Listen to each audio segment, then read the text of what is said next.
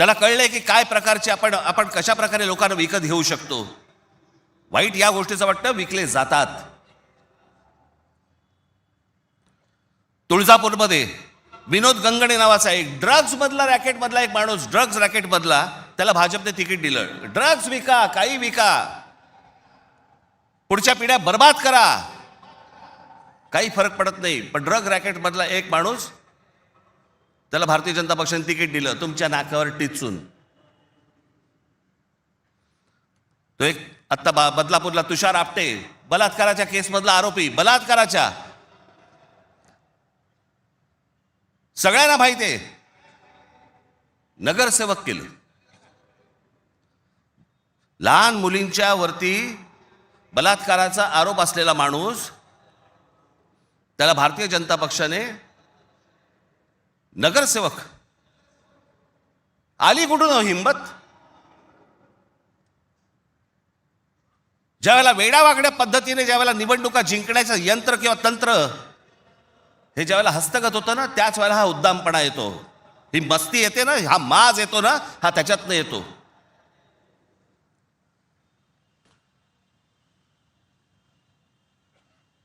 अख्खी मुंबई विकायला काढली, अख्खा महाराष्ट्र विकायला काढला, अख्खा देश विकायला काढला.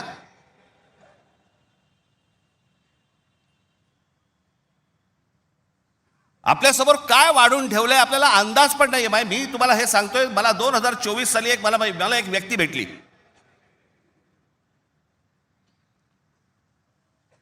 लोकसभेच्या निवडणुका झाल्यानंतरची गोष्ट सांगतोय. आणि त्यांनी मला जी माहिती दिली, आणि ती माहिती दिल्यानंतर माझे सगळे लोक, माझे काय रिसर्च टीम सगळी जी काही कामाला लागली, ते जे काही झालंय ते आज मी तुम्हाला इथे दाखवणार आहे.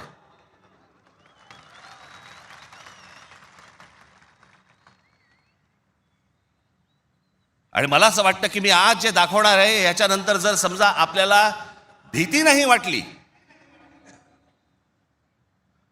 तर मला असं वाटतं या देशात निवडणुका न लढवलेल्याच बऱ्या.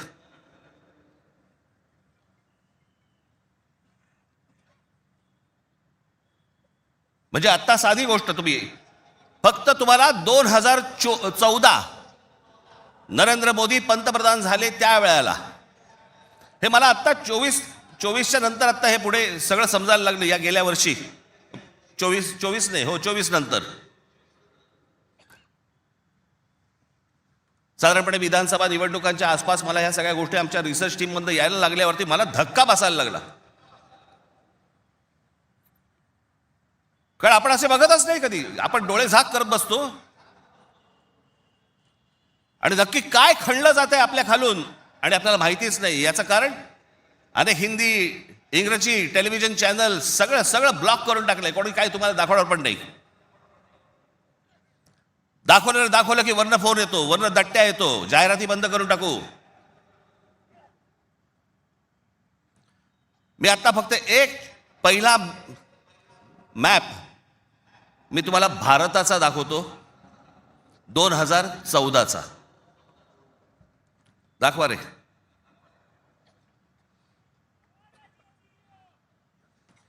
हा आहे 2014चा गौतम अडानी यांचे प्रोजेक्ट्स किती होते हे तुम्हाला दाखवणार आहे. 2014ला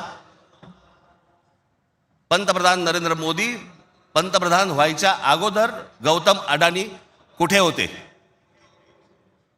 आणि आता पुढचं फक्त बघत राहा की आता 2024-25ला गौतम अडानी आता कुठे आहेत. फक्त सरकारच्या आशीर्वादाने. आणि तुम्हाला जर नाही धक्का बसला तर मला सांगा, जरा दाखवा.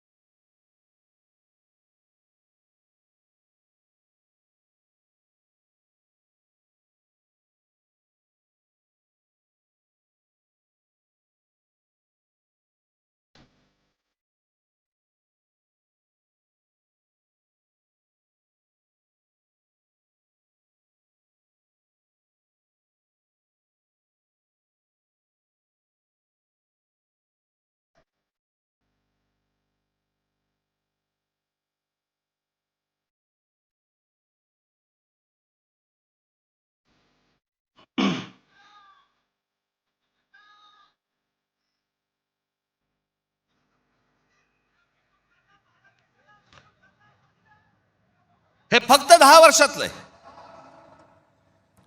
जगामध्ये असा एकही माणूस नसेल जो 10 वर्षामध्ये इतका श्रीमंत झाला. मला कुठच्या उद्योगपतीने उद्योग करू नये या मताचा मी नाहीये, इतका दळभद्री विचार माझा नाहीये. पण या देशामध्ये इतके उद्योगपती असताना एका माणसावरती इतकी मेहरबानी या देशामध्ये होते, मी जगातनं तर दाखवतच नाही अजून. फक्त 10 वर्षामधली गोष्ट ही, 10 वर्षातली. एकाच माणसाला सगळ्या गोष्टी दिल्यात, वीज दिली,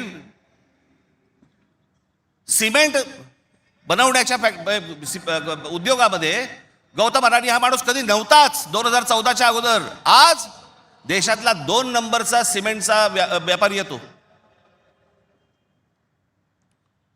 उद्या माणसाने समजा उद्या वीज बंद केली, आम्ही अंधारात. सिमेंट महाग केलं, काही बोलू शकणार नाही.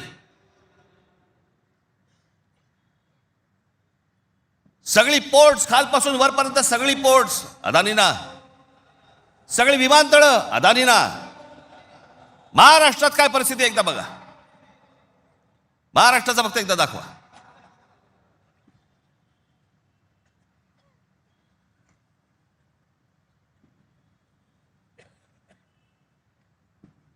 महाराष्ट्रामध्ये फक्त एका ठिकाणी 2014ला फक्त गौतम अडाणी एका ठिकाणी आहेत उद्योग.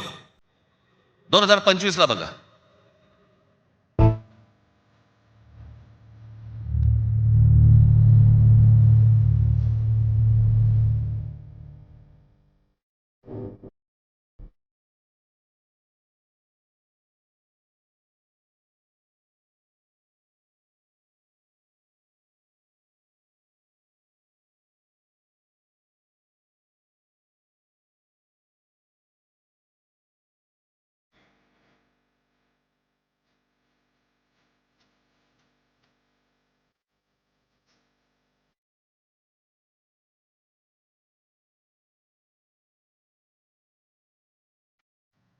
ही महाराष्ट्राची स्थिती.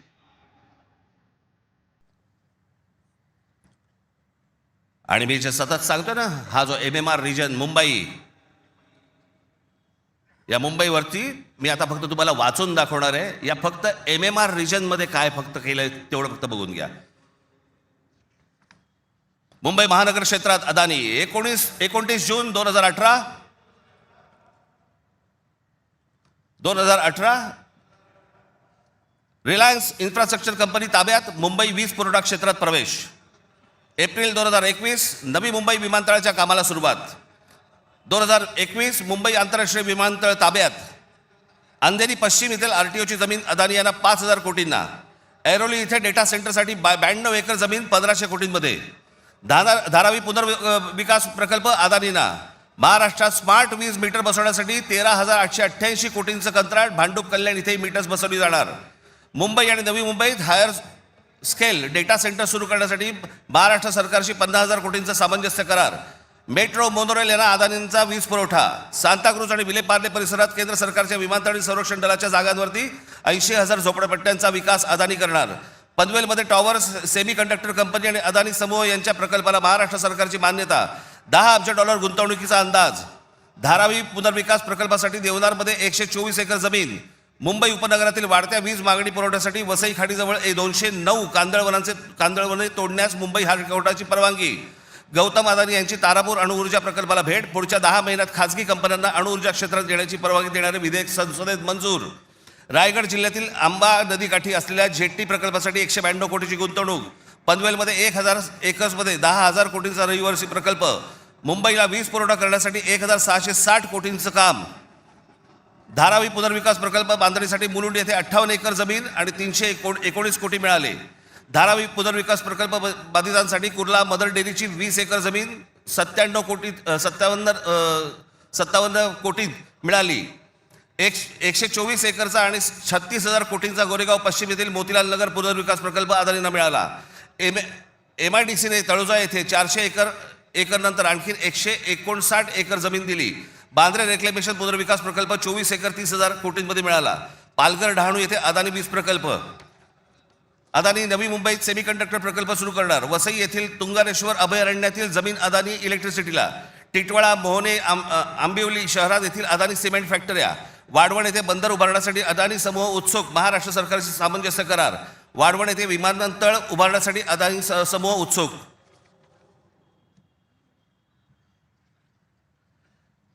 हे मी तुम्हाला सांगतोय ना, हे कशा प्रकारे तुम्हाला आवडलं जातंय याचा काही आपल्याला अंदाज, आपल्याला कळतंय हे काय चाललंय. आत्ता हा सगळा वाढवणला आत्ता बंदर येतंय म्हणून मी म्हटलं बंदर येत असेल चांगली गोष्ट आहे. महाराष्ट्रात बाजूला विमानतळ कशासाठी तर म्हणे मुंबई विमानतळावरचा सगळा कार्गो तिकडे नेणार. आणि नवी मुंबई विमानतळ जे बांधलंय इथून इंटरनॅशनल आणि डोमेस्टिक या आपल्याकडच्या इकडच्या विमानतळावरनं, छत्रपती शिवाजी महाराज आंतरराष्ट्रीय विमानतळावरनं डोमेस्टिक आणि इंटरनॅशनल नवी मुंबईला नेणार. ही प्रोसेस हळूहळू सुरू झालेली आहे. आणि पुढे हा संपूर्ण विमानतळ विकायला काढणार. या शिवाजी पार्क मैदान एवढी जवळपास 50 ते 60 शिवाजी पार्क मैदानं बसतील एवढा प्लॉट आहे तो, धारावीला लागून. अशी नाही ना मुंबई आम्हाला मिळवत आहेत. आम्ही बदा पैसे ओततो, जमिनी विकत घेतो, जमिनी सगळ्या काढून घेतो. आणि इकडच्यांचं काय घेऊन बसलोय आपण, या सरकारमध्ये बसलेत त्यांचं. ते काहीतरी करू शकतात का? काहीच नाही करू शकत. मी मागे एक उदाहरण दिलं होतं ना, बादशाच्या हातावरचा ससाणा असतो नाही का, जो ससाणा पक्ष्यांनाच मारून आणतो. स्वतः पक्षी आहे पण तो पक्ष्यांनाच मारून आणतो. पु ल देशपांडेचं एक फार छान वाक्य आहे की स्वकीयांचा घात करणारी औलाद ही काय फक्त पक्षांमध्ये नसते, मला तर आता कळलंय राजकीय पक्षांमध्ये आली आहे.